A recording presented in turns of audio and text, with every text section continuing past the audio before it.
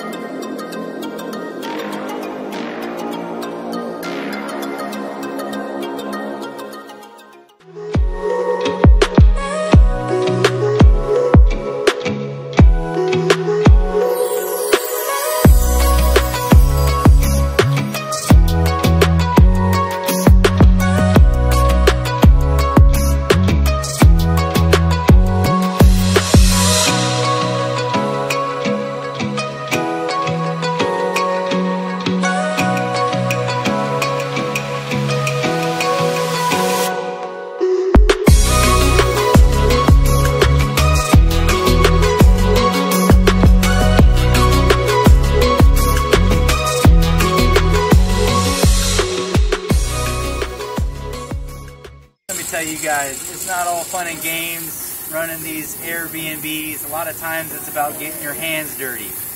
What I mean by getting your hands dirty is quite literally getting your hands dirty. So doing every job that you possibly can to save yourself a little bit of coin on the back end is definitely something that not only is going to save you money, is going to offer you a lot of the skill sets that you'll need to grow your business to the next level.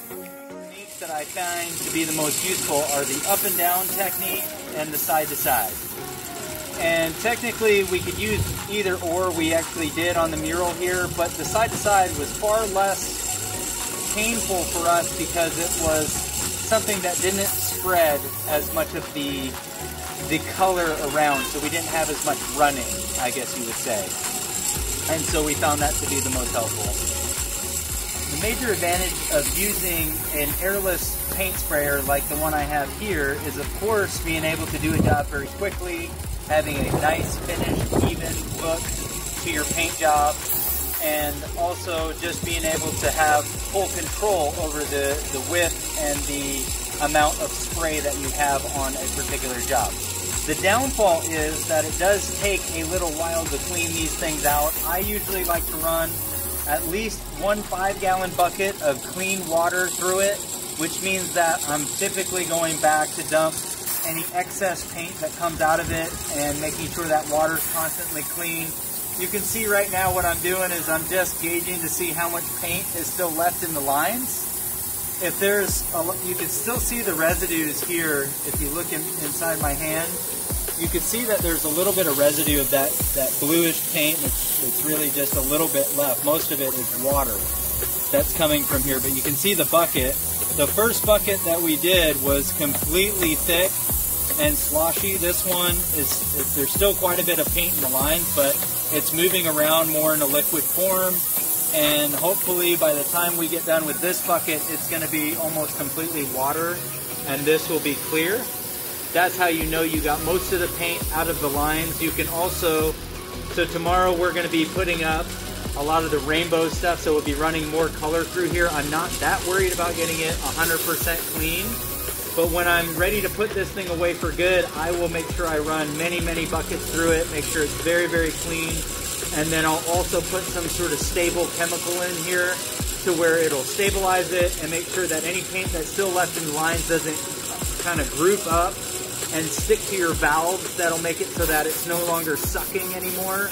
It'll make it so that the next time you run it, it's actually not running paint through it. It'll be very frustrating, and it'll take you a little while to kind of break it down and find where that paint is stuck and then clear it out and get it working again. So it's worth the amount of time and effort to clean it. It takes about an hour to do a good job cleaning these things, but again, if you have a big enough job to use a paint sprayer, they're definitely going to be an advantage to that. So Brian, what are you doing right now with your spray paint gun? Brian.